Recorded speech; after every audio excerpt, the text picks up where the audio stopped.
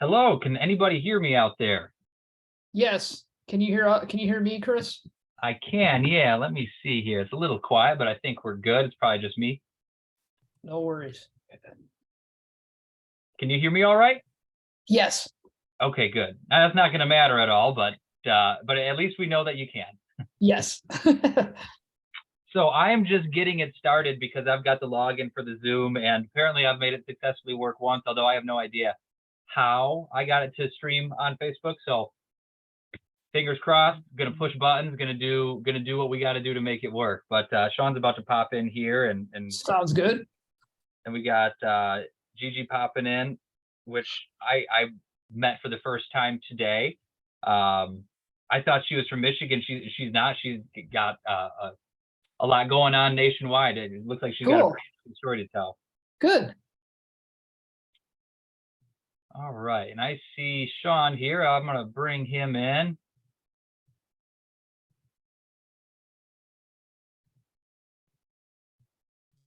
Do you guys have your video turned on?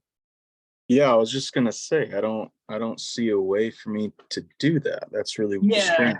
Yeah, because all I see is my name that shows up on the screen when I talk. Let me see how I fix that.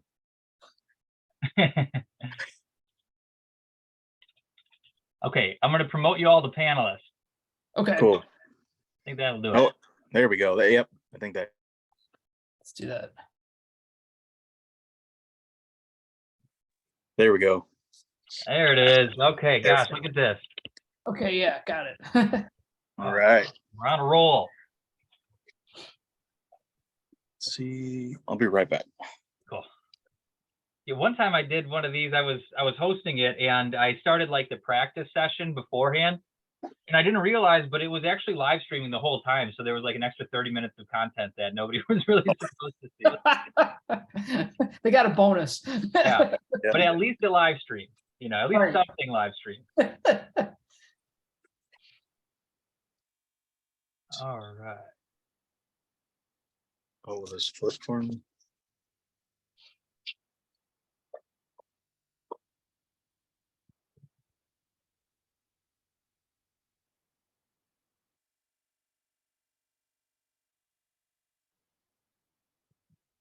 Need my dog. Are you able to see the outline, Sean? Because I know you said you're using your phone. Yeah, I have it. Hold on. There's nothing more there than there was earlier. John's got a document that has some, helpful talking points on it that could guide a conversation, but the outline isn't a whole lot, Yeah, I got it here. Okay, cool. I just use my phone because my laptop is like 12 years old and like just barely handles Google Chrome. I know. So otherwise it'd be very choppy and we would not have a good time. Funny that the phones always work so much better in these contexts, I know.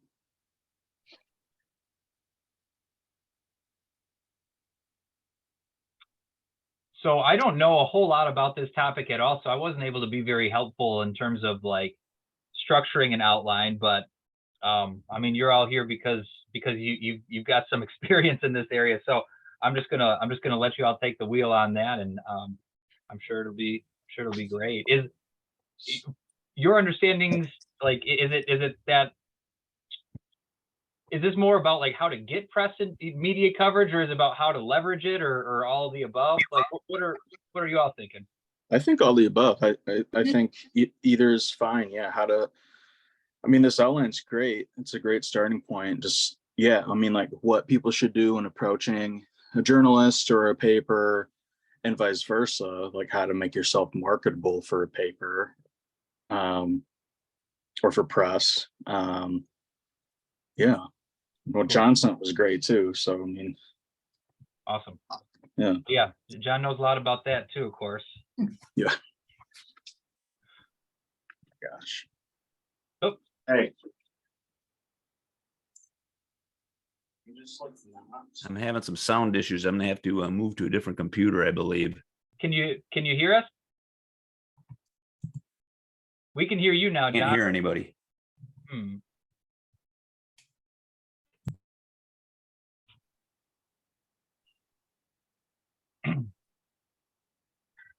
Lori, can you hear me right now when I'm talking?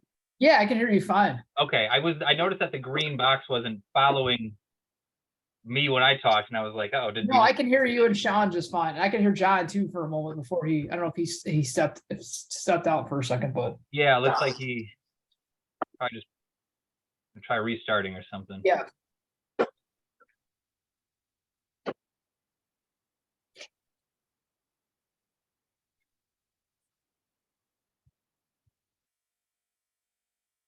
All right, well, we got people popping on here. Just waiting for a couple more panelists to join.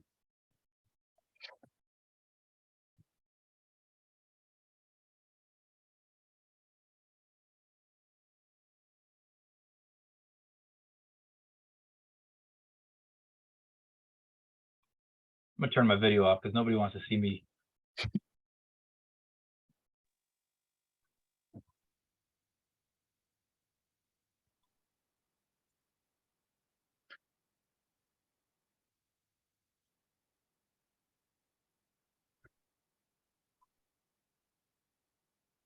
Sean, when we go live, I'll probably just throw it all to you, and you can pretend you're a television host and kick it off if you want.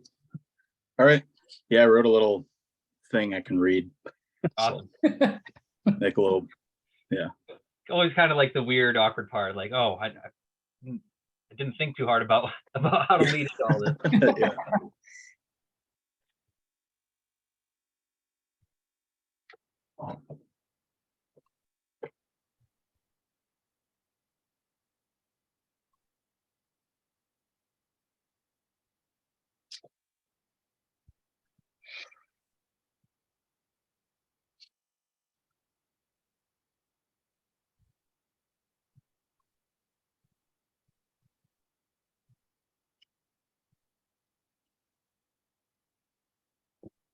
Oh, did John leave? Yeah, he said he was having audio issues and said he was going to try to I think he was going to change computers or something. Oh, gotcha. So I think he's coming back. Okay. How are you, Lori? Good. How are you doing? Doing all right. Yeah. Got my new Black Cat I like your management shirt. shirts. Yeah, that's Yeah. cool. I like it. I like the logo. Yeah. Thank you. Got them in the mail today. So Is it what? Is it like a white T-shirt? Is that I'm trying to? Is it like yeah, white? it's like yeah, white with white. black. Yeah, looks Yeah, nice. just white Yeah, with black. yeah, I like Yeah. it. Thanks. Do you have a black cat I do. as a pet? That's what I figured. Yeah. So I came down, it was like I didn't have a timeline for naming it, but I was like, I was starting work and needed to like, well, I still need to, but get a DBA or LLC. So I Right. was like, I really need to get a name. And the day that I like decided on it, my cat ran away and was gone for like 3 days and ended up coming back. So I was like, Good, all right, I'll good. just stick with it. Yeah. Glad it came back. That's good. Yeah, me too. Jeez. Yeah.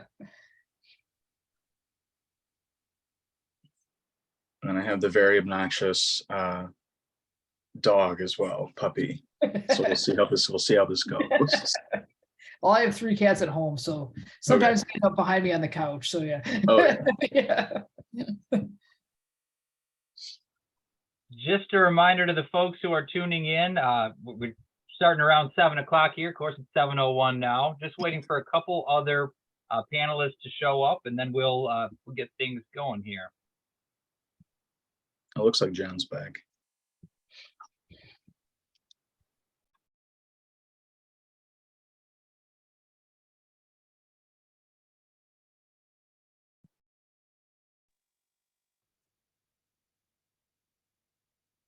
Hello, folks. Sorry, I had to move to a different laptop.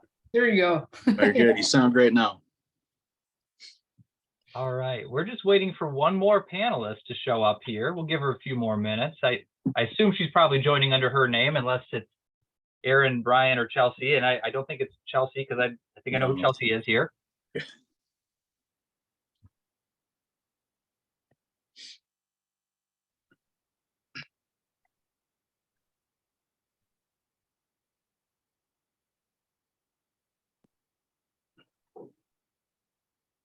maybe we'll give it just another couple of minutes here and hit the ground running after that. Sure. Happy Monday, everybody. I hope the ice storm didn't affect you too much. No, that was last week. Same with you over on the west side. Hope it's okay for all of you. Yeah, it was a little icy today, that's for sure. But I have a relative in the Detroit area who's been without power for more than 4 days. They had to move to a Yes. hotel for Oh several my days. gosh. Yes, I had some colleagues at the library today that finally got their power back on after like 5 days. So yeah, Yeah. Wow. Ann Arbor got hit pretty badly. So yeah, I think we were one of Dang. those areas. Yeah. Yeah, I have a friend in Livonia, and he lost power for about 2 days. Yeah. But man, 5 is rough. Five's Yeah, lost. that you got to throw stuff Yeah. out. Yes. Yeah, well, Yeah. Well, we lost power for about 4 hours, so I can't complain. We lost somehow. We nice. lucked out. Usually we're on the side that has 5 days without power. So, yeah. Well, maybe what we'll do is get started here.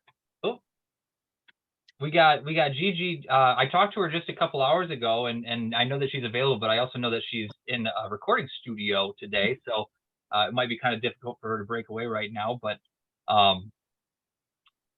if we see her, we'll let her in, and we can just pick up, right there.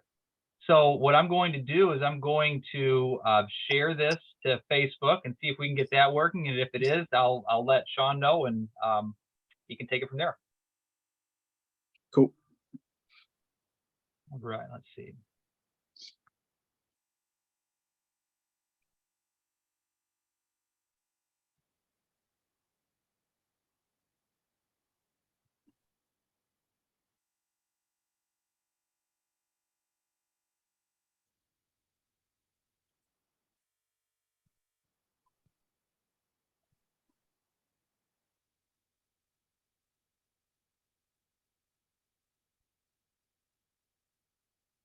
Okay, great. Well, I think we're live to Facebook. I think it's on the right page. And Sean, I'll let you take it from here.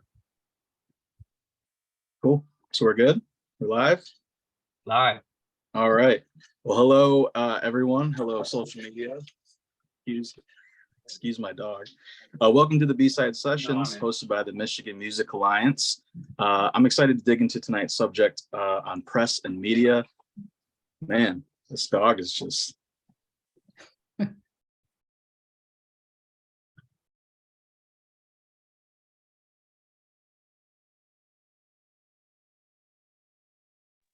So sorry about that. Anyways, welcome to the B-Side Sessions hosted by the Michigan Music Alliance.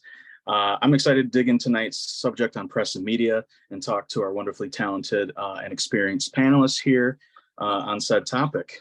Press and the media has been around since we can really imagine and is an important part of our daily lives. And it's also essential for musicians, artists, creative types to help spread the word of their music and their talents. And before we really dive in, I'm your host. My name's Sean Miller, and I'll be your host tonight. And I've worked for various papers and news outlets and have an award-winning background in arts, entertainment, and breaking news reporting. I've also been fortunate to work alongside both of our panelists tonight as a previous board member of the Michigan Music Alliance and doing some freelancing for both Local Spins and the Ann Arbor District Library's blog. But enough about me. I'd like to introduce our panelists. So I don't know who wants to start. Maybe ladies first. We'll go with Lori. Sure. Hi. Welcome to the B-Side Sessions, everyone. It's nice to meet you. I'm Lori Stratton. So for my background, I've been a professional journalist for over 20 years. In terms of music journalism, I've run my own blog, the Stratton Set List, as writer and editor since 2015, focusing mainly on Southeast Michigan, but some West Side folks too. And as Sean indicated, I also work for the Ann Arbor District Library and write for Pulp, which is our arts and culture blog, which I cover music, visual art, and other artistic topics for that. So, and I have also worked directly with artists to help them get media placement. So whether that be in blogs, radio, TV, or other things, I've had people hire me individually to do music PR. So I also have that perspective as well to share in addition to journalism. So thanks, Sean. I'm John Sinkevics, editor and publisher of Local Spins. Folks obviously on the west side of the state would be familiar with that, but I also, just like Lori, also try to delve into the other side of the state as often as we possibly can. I spent about 30 years at the Grand Rapids Press as a journalist, working a lot of hard news and a lot of other things before moving to the entertainment side of things the last 12 years or so. My stint there started Local Spins in 2012 here in the Grand Rapids area, and it's been upward and onward ever since. Things are really starting to pick up again after the pandemic, and clearly there are a lot of talented artists here in West Michigan and across the state who are seeking to sort of make their name known, and it's important for us, I guess, as journalists to be able to present them any way we can. And I think it's important for musicians to put their best foot forward as they approach us and other media outlets and trying to do that happen. So hopefully tonight we'll be able to give you a few insights into what works best. Definitely. Thanks, John. Looks like Gigi was able to join us too. How's it going? Hey guys, it's going great. How are you doing? Good. We're just introducing ourselves real quick. Nice to meet all of you. Yes, I'm Gigi. I'm tuning in from the studio. I've been working on a lot of new music, and really great to meet you. And I'm so excited to be here and to get to chat with you. Yeah, thanks. Do you want to introduce yourself a little bit first before we, Absolutely. So I'm Gigi Rowe, and I'm a singer, songwriter, been a recording artist forever. I have had songs on the Just Dance video games, and I've recently had songs featured on TV shows on Netflix and Amazon Prime and Fox. I am so excited to be working on a lot of new music right now. And you're kind of catching me at a moment where I've been locked out in the studio, which is my favorite place to be. It's working with an incredible producer. His name is PJ Bianco. And I'm excited to chat about, anything and everything from the creative process to, I know press and media is a focus for today's panel. Yeah, well, thanks for being here. I guess to dive in, do we want to maybe start with, what is press? How do we define press and media? I guess maybe for ourselves as journalists, but also from the outside looking in as musicians looking for press and media. Absolutely. Anyone wants to take that up? Well, I think it's a great question because I feel like press, the definition of what press is, is so it's just not the same as what it used to be. And in a day and age where self-made brands, are such an important thing for musicians and for artists, and when people are empowered to connect with their audiences directly through social media, arguably that can be much more significant and important and can move the needle more than traditional press. But I think traditional press, still has a role. So I would love to hear what you guys think. Yeah, and to kind of build off of what Gigi's saying, social media has been a huge part of press these days, in addition to branding and kind of carrying those things forward. But, kind of a lot of what started out for me is kind of looking at press. I think of the old school days of newspapers, which has now evolved into blogs and websites where people cover entertainment and music. I think radio still plays a big factor into that. Even terrestrial radio, but also online internet radio and streaming. And then I also see TV continuing to play a lot, actually coverage for local, if you think from a local standpoint, being on local media, whether it's a performance in the Southeast Michigan here, like Live in the D, or you see something on the news in the morning where people perform, to just a variety of different media out there. And I think it's a matter of identifying key media in some locations local. And we can get more into that, but I think it's the idea of leveraging the traditional, but looking at the new media too, and figuring out how to continue to leverage all that and finding ways to get as much coverage as you can. We'll start with that. Yeah, so everything that you folks have just said is very true. The landscape has changed enormously over the last 20 years. I mean, I spent a dozen years covering music for a newspaper, and back then it was all pretty standard the way things worked in terms of the way artists contacted the publications and the way the publications sort of worked with venues and artists to get that the information out. a lot of those basics are still there. I still think it's very important for artists to follow the same rules in the sense to be really professional and upfront and provide the information that the media outlets are looking for, whether it's radio, whether it's a newspaper, whether it's publications, whether it's, you know, online sort of things. The thing that's changed the most, I think, is the social media aspect in terms of piggybacking onto what you can do with traditional media and being able to sort of establish your brand with your audience specifically in a more personal way than you could have 20 years ago. Back then, you really had to depend on newspapers and maybe a little bit of television and a lot of radio in order to get your word out. Now it's a little bit different. In fact, one thing I would encourage artists in particular to do is to be very versatile and flexible in the way in which you approach your brand and the way in which you try to get the word out about what it is you do. You have to be on several different platforms in order to make a difference. And you have to spend time and be willing to invest hours in that part of the business, just communication part of the business, not dealing with songwriting, not dealing with recording. That's the creative part. That's the part you guys love, but it's not necessarily the key component in getting your word out there. You could be in the darkness forever with your music and very few people other than your friends know about it.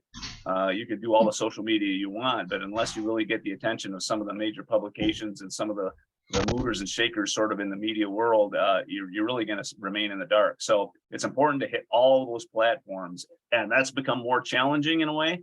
It's easier in some ways because you do have that ability as on your own to be able to do some stuff. But at the same time, there's a lot of noise out there and there's a lot of people out there trying to get people's attention. And it's important for you to put your best foot forward in order to make that happen. Well, John, I think that's a great segue into kind of our next topic is how do we get press as musicians or creative types, or how, I guess Lori and John, you could speak to this too. I could as well. How do you prefer people approach you or shoot you their one sheet or their latest, greatest, whatever they're working on?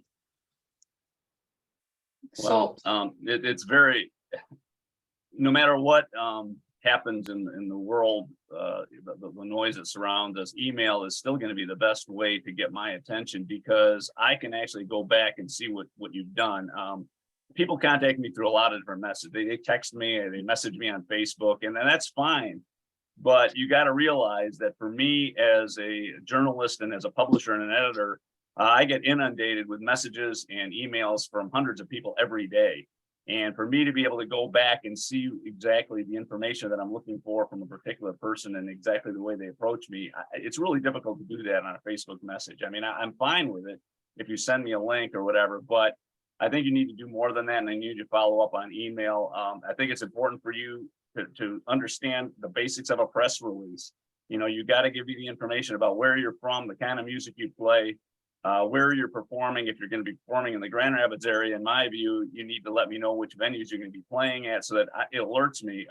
I get a lot of emails from people that are, performing in Cincinnati. Well, that's not what I do. You have to understand the publication, what it is they cover, what region they're involved with, what they're interested in. A lot of them are interested in specific genres. Local Spins does all the genres, but a lot of them are very interested only in jam bands or in hip hop. And you have to understand that audience, and you have to understand the publication, and you have to do some research ahead of time to know what it is that they're looking for and in what format they're looking for. The basics really are simple. You gotta include the information about yourself and your music with some links, and provide the opportunity for me to get a hold of your photo or your tour schedule, maybe even a link to your music so that I understand what it is that you're all about.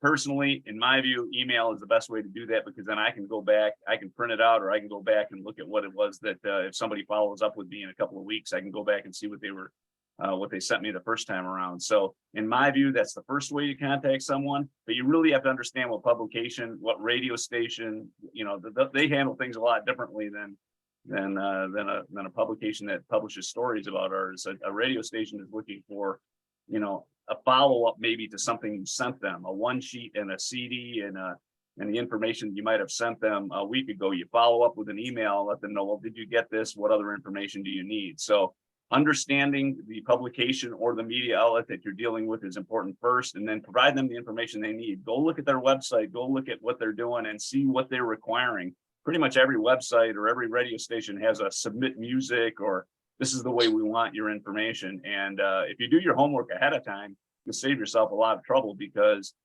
I'm not going to look at stuff that isn't professional, and I'm not going to spend much time with artists who don't provide me with the initial information I need in order for me to care.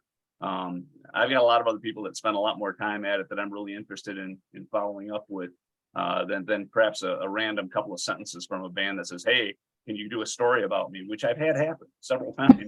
And it's like, well, guess what? I don't even know who you are. I don't know what kind of music you play, and you provided me no information. So no, I'm not going to write about you.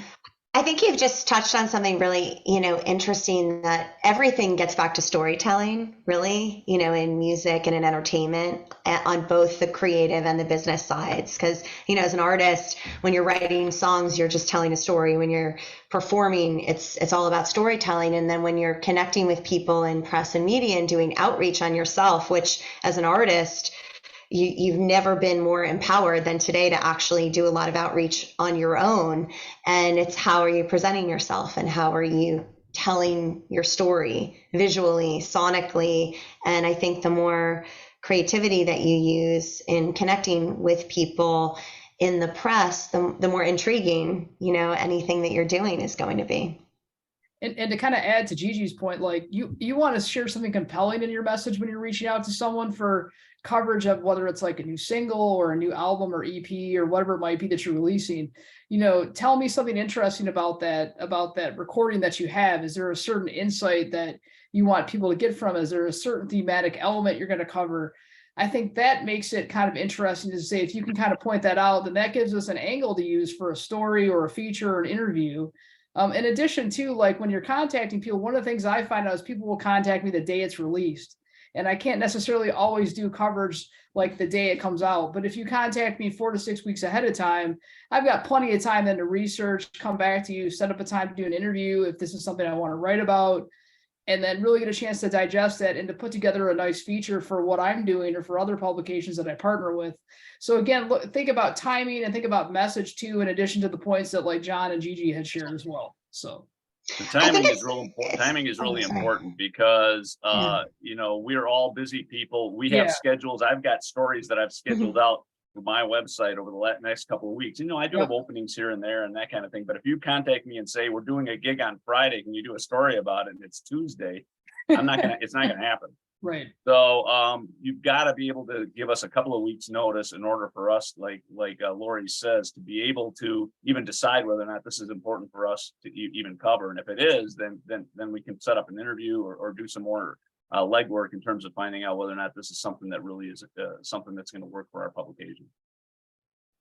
I think strategy means a lot too, in terms of knowing what your goals are. If you're trying to build in a local market, if you're trying to go after shows in a local market, obviously traditional press can be so helpful. Write-ups and blogs are really great.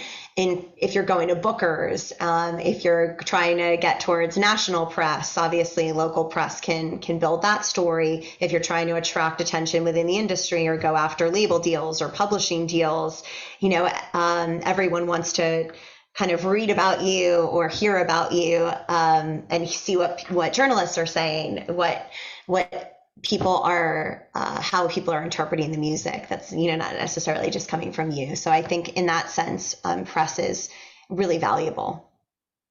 I think one thing to point out as well is there are two milestone events that for a reporter like me that are going to make me think about whether or not I want to write about an artist. One is they've got new music. It's either an EP or an album. Okay. If you haven't put out an album in 2 years, and you're trying to get me to do a story about you, it's unlikely I'm going to be that interested unless you've got like a big show date coming up. That's the second thing. If you've got a big show date coming up, or maybe you're headlining a show, or maybe, there's something special that's happened in order to create that environment that's going to make me stop and say, hey, it's worthwhile. But I recently got an email, this is just a couple of weeks, actually this past week, from an artist in Michigan who is like essentially somebody representing an artist who's essentially demanding a story about this artist. And I finally, I got back to them, and finally they said, well, I said, well, what are they? Do they have a new album out? Or where are they performing? Well, they're not. Their only next show is not happening until June or July, and they haven't put out an album in 2 years. And for me, I've got a lot of other artists who are clamoring for that attention, who have fresh material. And so I think you got to be careful about when you approach the media too, because if you approach them every time you have a show, or just because you happen to be in town, it might not spark a lot of interest, because they may have already done a story about you a year ago, and if there's nothing new to report, then they're not unlikely to be interested. And also, it's really similar to Spotify playlisting, or playlisting on Apple Music or Amazon, which is something that can really move the needle for an artist and is really significant when you're going after Spotify playlisting opportunities. It's all about what's happening, what's the most recent news, and press can be helpful with that as well. But as you're saying, it's like you've got to keep it current and keep it fresh. And if there aren't exciting things happening in the moment, what is there really to cover? Well, that kind of moves into another topic too. We've kind of talked how to connect with us and some different best practices, and maybe Gigi can speak on this, but how as an artist do you best take advantage of press and media from the music side? I think it's sort of what I was saying earlier, that I always have goals that I'm reaching for, or, immediate goals and kind of long-term goals. And every bit of the story matters, and every aspect counts. If you're trying to create more opportunities with in the sync world, for example, where I've been getting a lot of opportunities recently, it's helpful if the press is talking about you. So if I'm constantly sharing with my sync teams, hey, this is like a new article, or this is a new story, or in 2023, I'm releasing new music the first Friday of every month, and building campaigns around each one of those singles. Some of them make a bigger splash with, some of them kind of just let it find its way organically, out to existing fans and to listeners. And I think that everything helps and everything matters. Ultimately, you're trying to share your music with more and more people. So I think it's a combination of being able to have stories in the press, doing collaborations with people that have a big platform on social media, maybe are in a different creative space than you are, and you're just trying to, create a groundswell. So it's in that spirit that kind of move forward and continue to go after all these opportunities that we're discussing. Sure. And then John and Lori, maybe you can talk about this too. We've kind of talked about traditional media, and like the papers like MLive and the paper I used to work at, the News Review, and the Traverse City Record Eagle. But maybe we could touch on maybe a little bit more of modern press, or not so traditional, like the TV interviews. I know you mentioned the Live in the D, Lori, or WICE has their programming that they do. So what are maybe some best practices to get in touch with that side of the media? Well, it's interesting. I think the basics are still there. And I think you have to understand that, like I do a lot of radio interviews for WICE, and there's just some basic things about being professional as a musician that I think you just because you're an artist doesn't mean you can't be on time. You can't spell check your press release or the information you send somebody. Your EPK, which is great. You should have one. You should update it. You should have fresh, photos of your band the way it is now, not the band that was 2 years ago with band members that are no longer there. Fresh photo of yourself. These are really basic sort of things that it sounds silly, but a lot of artists don't do this. And I always find it head scratching as to how they can, find the time to do all this other stuff, and yet they can't spend the extra time they need to sort of present themselves in the best possible way that they can. You need to have contact information, high res photos, low res photos. You should be letting the radio station know if you have, when you send the radio station your package and with your one sheet with all the information, you got to make sure you let them know whether or not there's any explicit lyrics and whether there's radio edited. You got to have radio edits. This is a thing that Shane German at WIC complains about all the time. If you don't let us know, or you don't provide us with the information we need and the tracks we need that we can play on the radio, we're not going to play it. So it's just a matter of following up and being professional about it. One of my pet peeves for any artist is it's great to be creative, but don't get cute. And what I mean by that is, don't describe your music in some bizarre fashion, clown kind of way that doesn't let people know exactly immediately what it is you do. Are you a singer-songwriter? Are you in the pop genre? Are you folky? Are you alt rock? What exactly is the message you're trying to give? And if it is a blend of those genres, just say that, but don't get cute. I mean, I can't tell you, when I go on Facebook, so many bands either don't put any description whatsoever about what their band is, or what they do, or where they're from, and they just have some silly line about how weird they are. I immediately don't pay attention. I move on to the next band, because we need information quickly, because we're dealing with a lot of other artists that we're trying to figure out, whether or not they fit into our format, whether or not they fit into what we're doing. So be direct, be smart. You can be creative, but make sure people understand who it is in the band, where you're from, what kind of attitude or approach you have to your music, and I think that definitely will help you get more attention. And you may find that the fans kind of like this goofiness, but if you really want to get immediate attention, you're not going to get it by being cute. You got to be accurate. You got to be professional and forthright in the way in which you describe your music, because we have just too many other people that we're dealing with from a day-to-day standpoint, and we have to sort of ferret through everything and see what works for us. And to add to John's point, I'm always amazed at how many people don't have websites. So they might have a social media profile like Instagram or Facebook, YouTube channel, but they don't have a website. So I think one of the things that makes it easier for us is to have a website where it has all that information that John just talked about. Because not everyone's going to have maybe all the band members on Facebook or Instagram or the genre or all that. But if you have even just a short bio on your website that explains a lot of that, that will save us a lot of time. It'll help us make sure that we're covering the right types of artists for maybe the territory or the focus that our publications have. And separate from publications, we talked about other types of media that Sean introduced earlier in this part of the discussion. Podcasts are another great thing to try to go after as well. So as kind of a newer form of media, I've hosted podcasts in the past with Grove Studios, and then also on my own. And so that's an opportunity for artists to kind of really talk about their music, to either perform if it's kind of like in a video setting or an audio setting, or to even just have their track played as part of the episode.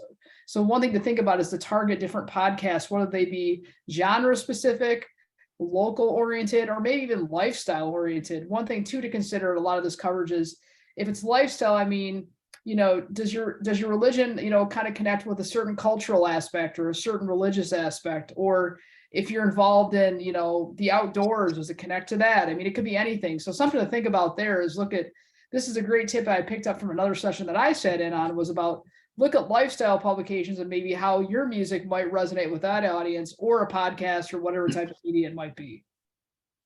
And right along those same lines, if you have great respect for a certain band or a certain musician out there, and you love what they do and the way in which they do it, emulate it. I always give the example of a band like the Accidentals, or bands that have really pushed the envelope in terms of their marketing and the way in which they handle themselves. If you love a band and you see what they're doing, then try to follow what they're doing, because they've obviously been successful at it, and you can learn a lot from watching what other artists do and how they do it. And when we talk about podcasts and radio and TV, having video and audio now is really important. I mean, I can tell you that when I do a story now for local spins, almost always I'm trying to ask artists for audio or video, or if I've got them on, interviewing them live, doing a performance or whatever. That stuff is really more interesting to a lot of readers, because they might jump right to the video or to the podcast. and might not even read the rest of the story. So it's kind of important to do that. And if you're going to be part of that, make sure you're on time, and make sure that, your image is your image. That's great, but make sure that you reflect that properly in that instance when you're in a video or an audio. Sure. And then just to add to Lori's point about the podcasting too, Gigi, I thought of you with this, is it's got to be somewhat similar to getting playlist placements. There's a playlist for everything. There's a podcast for everything. I would assume that, there's playlists for, sad time in the rain walking my dog, or I'm just thinking of like random things, but there's a podcast for everything. Have you found that? I know you talked about playlists earlier. Have you worked on getting, I guess it wouldn't be considered sync, but getting your music on any podcasts? How have you gone about that, if you have? So I haven't really done much. I actually created a podcast separate from my music. I've done some things in the kids and family entertainment space. So I created a podcast with a company called Go Kid Go called Posey Flynn Sings. And that was an exciting project that didn't really have anything to do with my music as a recording artist. But I haven't done much, but I think it's really valuable to do interviews. The podcast space is huge. There's massive audiences out there. And, it's just another great way to be able to get your story out there. And I think also something tremendously valuable about doing a podcast interview or an interview on radio or with anyone. I remember when I did an interview with an American songwriter that, meant a lot to me as a songwriter. You get to speak with incredible people who are so interesting, have questions for you about your music and your life that maybe you haven't even thought of. So it's just really inspiring and eye-opening in that way, and such a valuable part of the process, separate of, how it's viewed by others or how it might help with your press kit or in getting future opportunities. It's just really meaningful to be able to have a conversation about, something you've created and love, and someone else is coming into your story for the first time and reacting to it. Sure. I think you're right. You almost have to have practice and being comfortable talking. Lori and I have been interviewing people for years, right? So for us, it's very comfortable. But for a lot of these artists, they're just coming up. They may not have done many interviews, either with a reporter or on radio. And very often they do feel kind of uncomfortable or nervous about it. And that's understandable. So the more you do it, the more comfortable you're going to be, and the more you're going to project this feeling of positivity and comfort level with the answers that you've got. And think through what it is. What is it that motivates you as an artist? What is it that you're trying to get across to your audiences? Why should people care about your music? What inspires you? Who inspires you? I think another really helpful thing for me, I always ask people who their influences are. And it sounds it sounds pretty, pretty normal kind of thing. But I'll tell you what, if you can tell me that either you sound like somebody or you're inspired by a specific artists and bands, it tells a lot for the interviewer, because we can then kind of get a better feeling for what it is, where you came from, maybe the kind of music you grew up with, you were in a gospel environment, you sang in church. Those kinds of things are really cool nuggets to put into a story, and don't be afraid to talk about them, because I'm very interested in how people were raised, if they were raised in a musical environment. My uncle was was an award-winning, blues piano player in Memphis. That came up in an interview recently. And, those are the kinds of things that I think people really want to know. So think about your past and your background and what it is that makes you stand out maybe from other people in the pack. It's really kind of an important facet of any story or of any podcast. Yeah, I think really it's about being able to be as kind of strip away the layers and have a real conversation with someone. And I think, as you're saying, there could be challenges if you're inexperienced, or it's or you're speaking to someone who's asking questions in a way that you're not used to. Like I know I've had many different interviews, and one interview felt a little jarring because the questions, it felt like someone was almost trying to uncover something, and I just wasn't used to that sort of interview process and experience. And in the moment you're like, hold on, like what am I comfortable talking about? Or for me, Gigi Rowe is a creation, and my real name is Laura Warshauer. There's nothing that's like secretive about that. It's very much, out in the open, and came from being a singer-songwriter, growing up in New Jersey, and got my first record deal was by L.A. Reid and Island Def Jam as Laura Warshauer, a 90s inspired, Alanis Morissette, Joan Osborne kind of music made me want to become a songwriter. And over time, just wanted to create a colorful universe that, Gigi Rowe felt like this glamorous runaway that I wanted to become and explore. And I'm like, Gigi Rowe is as real as I make her. But in that process, when you're being interviewed and people are asking questions about, okay, where do you come from? And the questions of where does Laura, who is Laura and who is Gigi? And those are sort of constant questions that I'm asking myself. So it's kind of interesting when in interviews, it makes you actually kind of like, it makes you look in the mirror a little bit and makes you really think about, your own story and your story that you're trying to tell, as a person, as an artist, as a songwriter. And I think that's part of the interesting part of, of being able to have the opportunity to do interviews. Gigi, that's a great point. I want to say on the flip side, from the artist perspective, like when they're doing interviews with any of us, one of the things I always try to do is make it more of a conversation. So it doesn't feel like an interrogation. You know what I mean? No, because sometimes I think artists come in, if they haven't been interviewed a lot, like John talked about, like, we've interviewed people for years, as he's indicated, and we're used to doing that. But a lot of times we talk with the new artists, they're not used to that. So I always try to make sure that it's a conversation, that they feel comfortable, that we're here to talk about kind of like, what is their music about? What are they trying to get across? I've had artists also in the past say, hey, can you send me the interview questions ahead of time before we talk on Zoom or by phone or in person? And I'll do that with people as well too, especially if that helps them prepare their answers. So I think that's a great point, is like, what can we do for the media to help the artists feel comfortable, especially when they're new to interviewing or they're maybe meeting us for the first time? Yeah, and a lot of it's personalities. Oh, Yes. Sorry, what were you going to say? In fact, Laura, you made a great point. When I do an interview for radio, I always send out questions ahead of time via email, not only for them to sort of get a feel for what it is that I'm going to be about. So when they come into the radio interview, which might be live, and might be a little bit daunting, but also because I need some background information so I can ask better questions during the interview. I mean, if I know very little about the artist, or I go on their website and there's just some stuff that's missing that I really need to get some information about. So I always ask several questions via email, because then I have a better way of preparing not only a better, interview question, but also they sort of know a little bit about what might be happening and are a little bit more comfortable with it as well. I think that's actually a good point. Not everybody does that. And I can tell you that a lot of artists, especially younger artists, who go into a radio station interview for a promotion can get hit with some crazy stuff.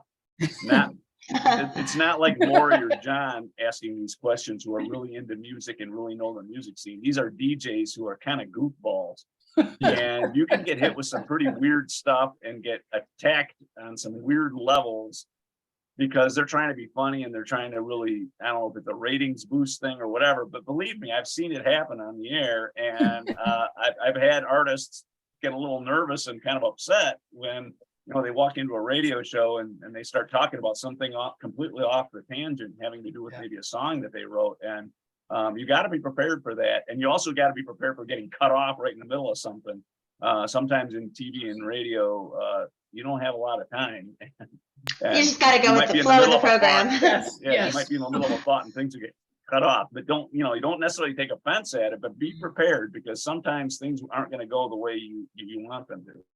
Well, I know it's valuable to ask ahead of time with interviews if your words are just going to be taken as they are, like when I've seen transcripts of interviews that I've done, and then for a blog or something, or for different articles, and sometimes you know, it's really nice when you give an interview and then someone takes what you've said and then kind of puts their own spin on it, or like quotes you here and there, but actually like writes an article.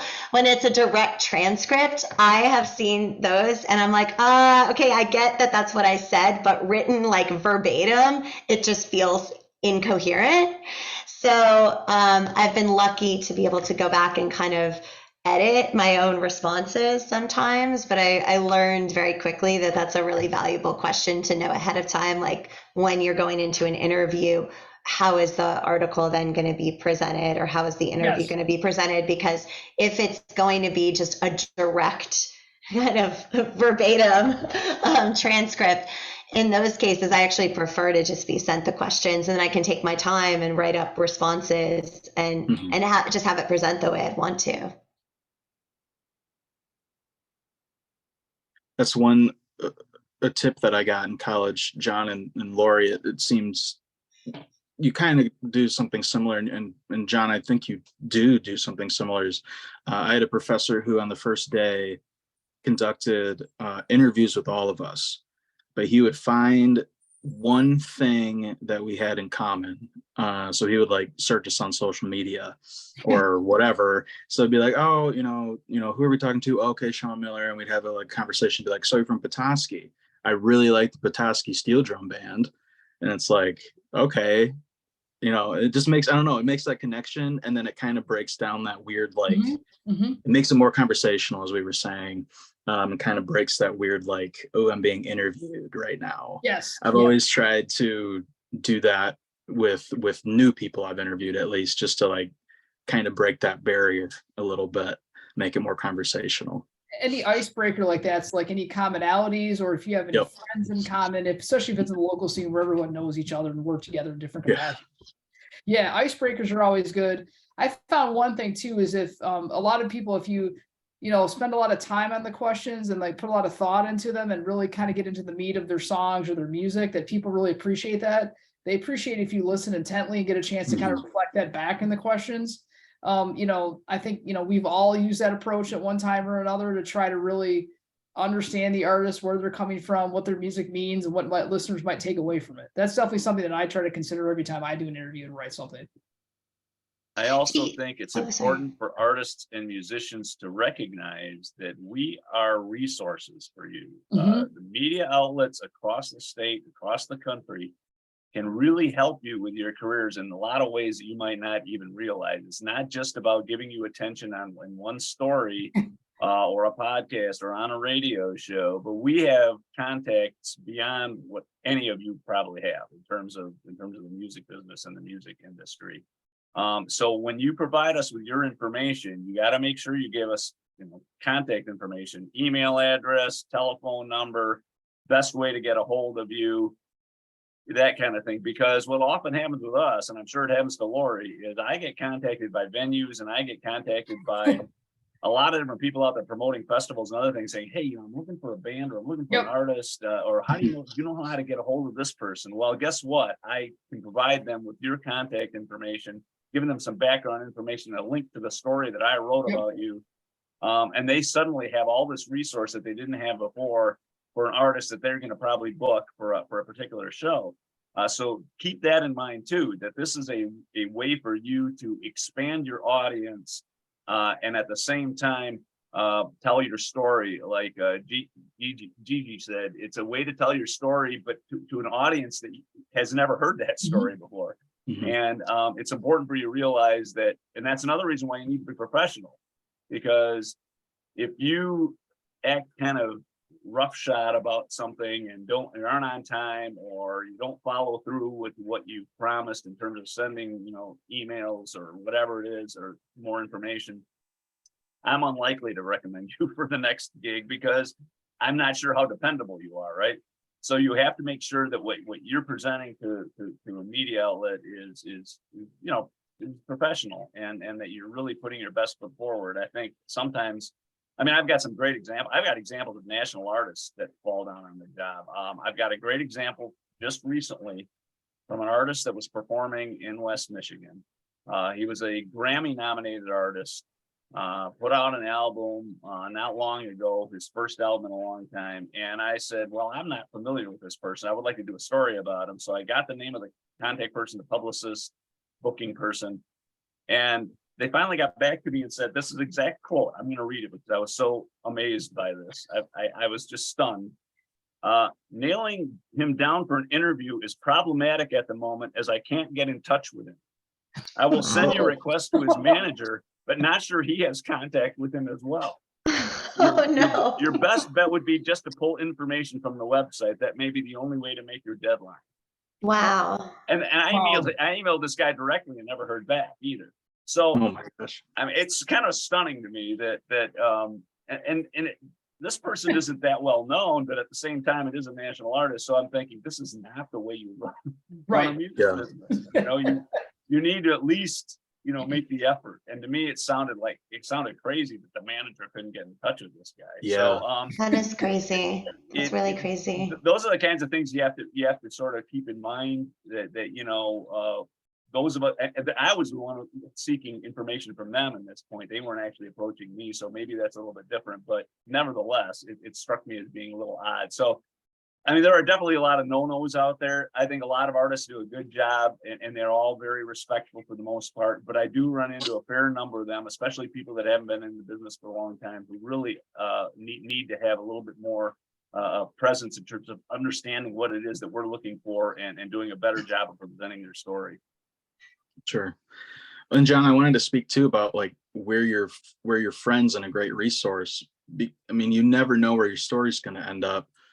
I can tell two examples from my side. I used to work under the Gannett USA Today umbrella in little town Petoskey, northern Michigan, right? And I randomly had an artist one day say, "Oh my gosh, you got my story in the Detroit News."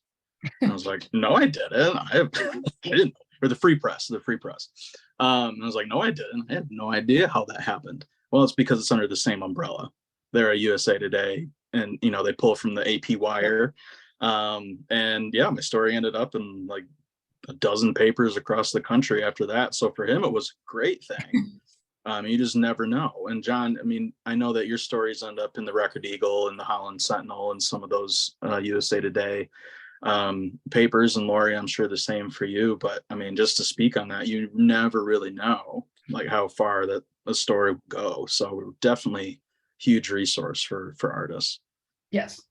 Yeah. And then I did want to touch, we had a viewer question from Brian. This is open to any of you guys. So for those of his question is, for those of us who are new to managing publicity, what are the essential things that traditional media want us to do and provide when we reach out? I feel like we did touch on some of that, but if we could, just circle back and answer that for Brian. I'll start. Lori made a good point. Sure. You've got to have a website. And if you don't have a website, you at least have to have a really robust Facebook page that has a lot of information on it. Yes.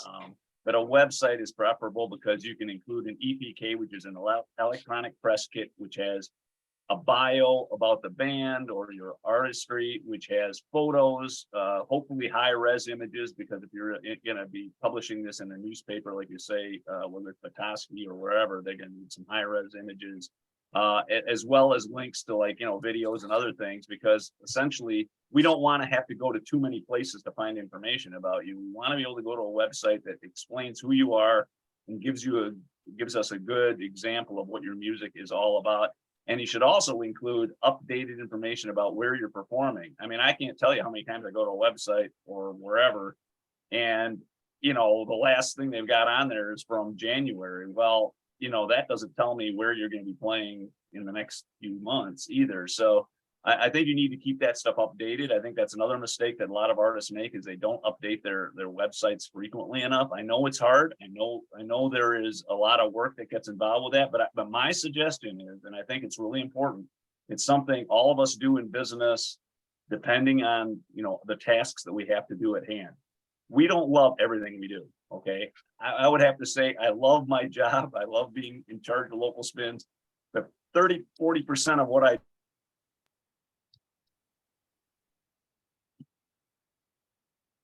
published artists who say, we don't really like doing this communicating, dealing with booking and all this kind of stuff. We're not business people.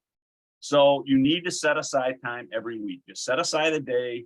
I know in this online publications association that I'm a member of, they call it Money Mondays, where you spend your time on Monday dealing with the business side of things, where for me, it's like dealing with advertisers and trying to figure out the next sponsorships and all that kind of stuff. I don't necessarily ever get to it every Monday, but the bottom line is you got to set aside several hours every week that's specifically dedicated to your communications, and that is updating things, working on press releases. If you've got a new album coming out, you got to figure out a way to make sure that your bio is updated, those kinds of things. I think if you spend a few hours every week on that specifically, you'll be more comfortable with it.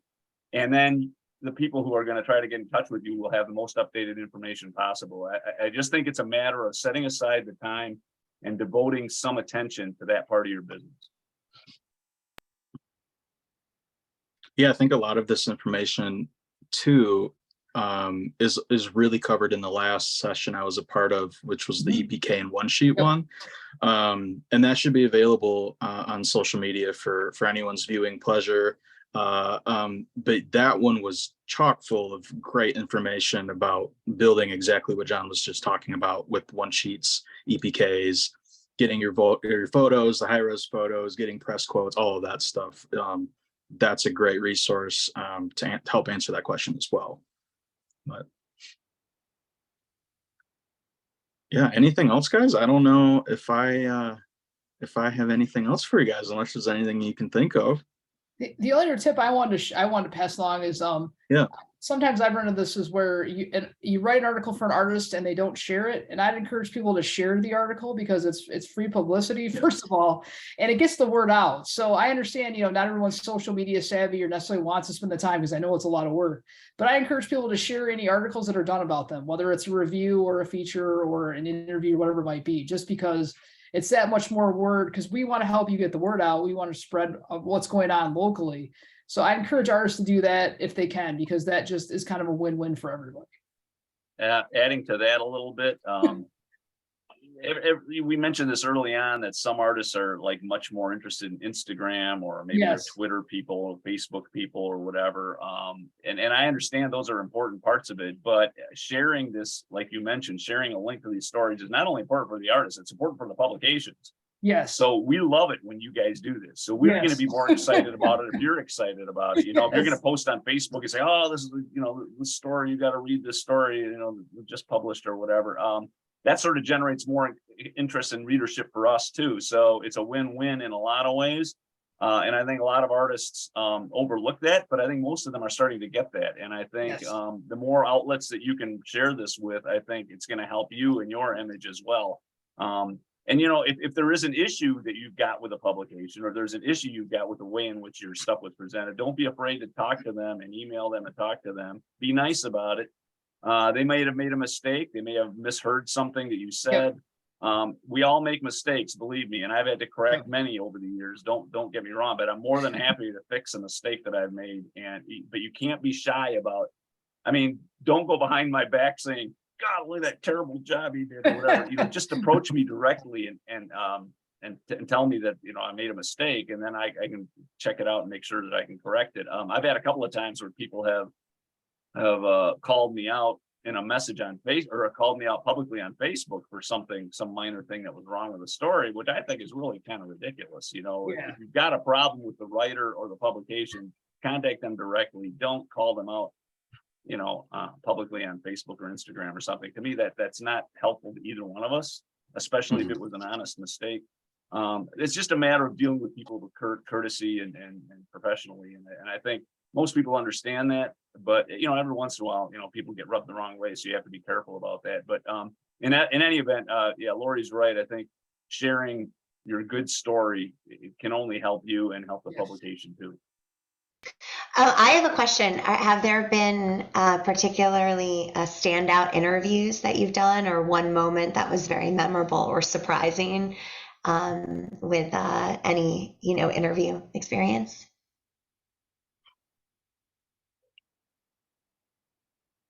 I'm sure you both. I've had have- lots of more of these. Tons. I mean, I grew up in the rock and roll age, so I've interviewed some crazy, amazing people over the years, whether it's Carlos Santana or Robert Plant from Led Zeppelin, or I got to interview Ray Charles before he passed away, and I mean, I've got stories beyond that. Jeff Beck. I mean, it's crazy the people that I've had a chance to talk to, and that's exciting. But I'll tell you, I have just as much fun interviewing local and regional musicians as I do interviewing big stars. I mean, the big stars is great because you finally kind of dig into maybe what you've been following all these years. And you do learn a lot from talking to them because they've been through a lot as well over the years. But, to me, the story really is just as important for an artist who's trying to make it in the world.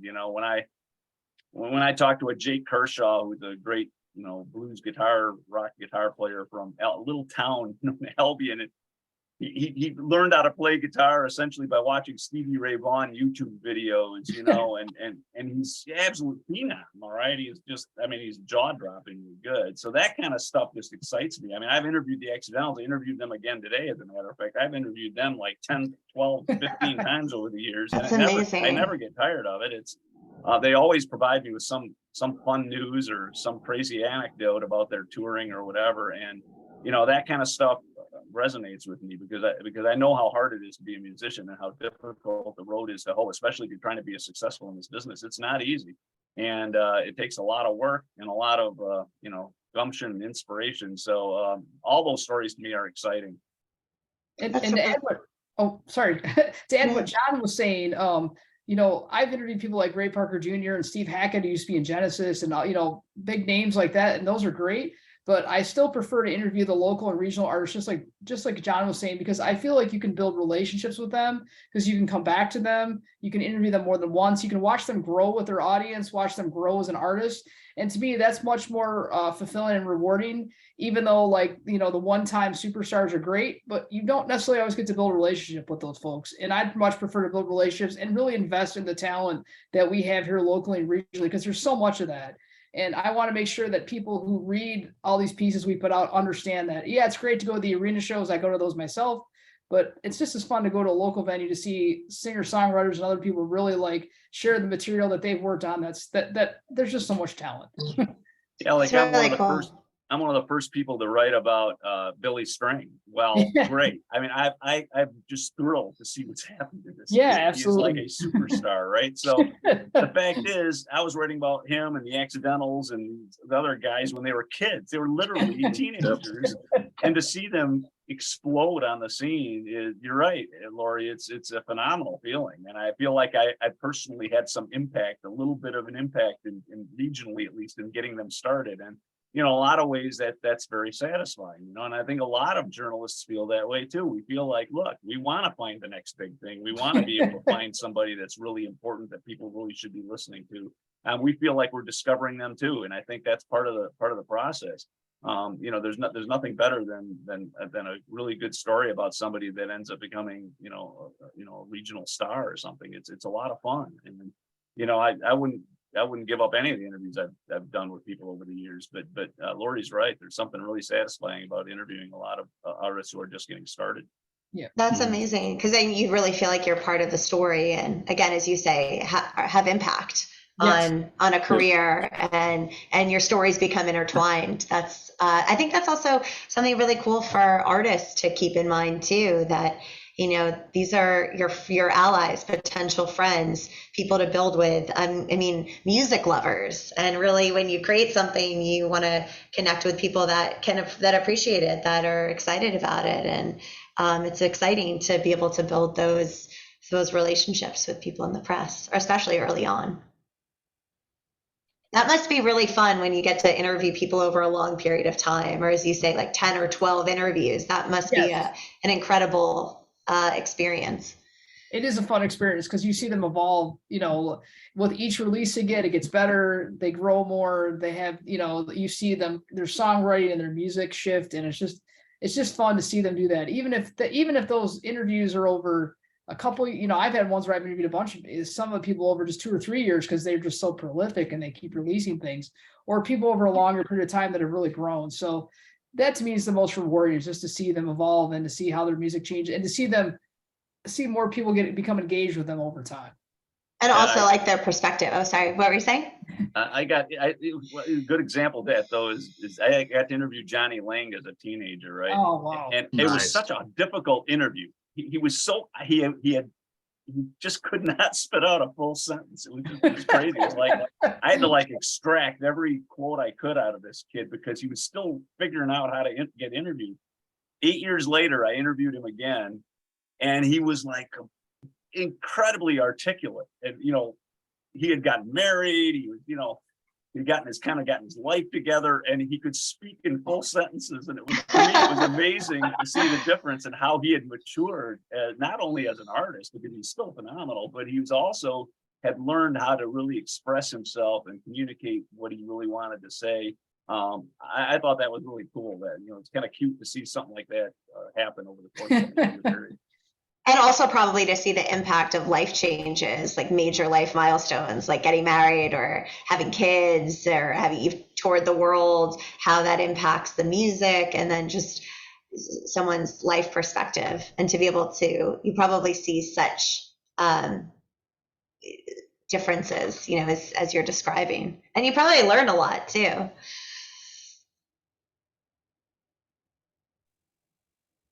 Well, awesome. Well, I don't know if anyone has anything else that we want to share or talk about. If not, we can wrap it up and call it a night here. So, well, great. Well, thanks to Lori and John and Gigi for being here and being great panelists. Again, this is B-Side Sessions, hosted by the Michigan Music Alliance. I'm not sure when the next one is, but there is definitely information coming on that. And the videos are all able to stream on social media, wherever you can find Michigan Music Alliance. So thanks for watching. And again, thanks to our panelists for being here. Have a great night, everybody. I also Thank you. think there's a tip sheet that is going to be made available, I think, as part of the podcast after it's all done. So if people are Awesome. interested in getting more information, I think that's going to be available as well. Awesome. Thanks, Great. guys. Thank you so much. So Yeah, nice to thank meet you you. guys. You too. Likewise. Okay.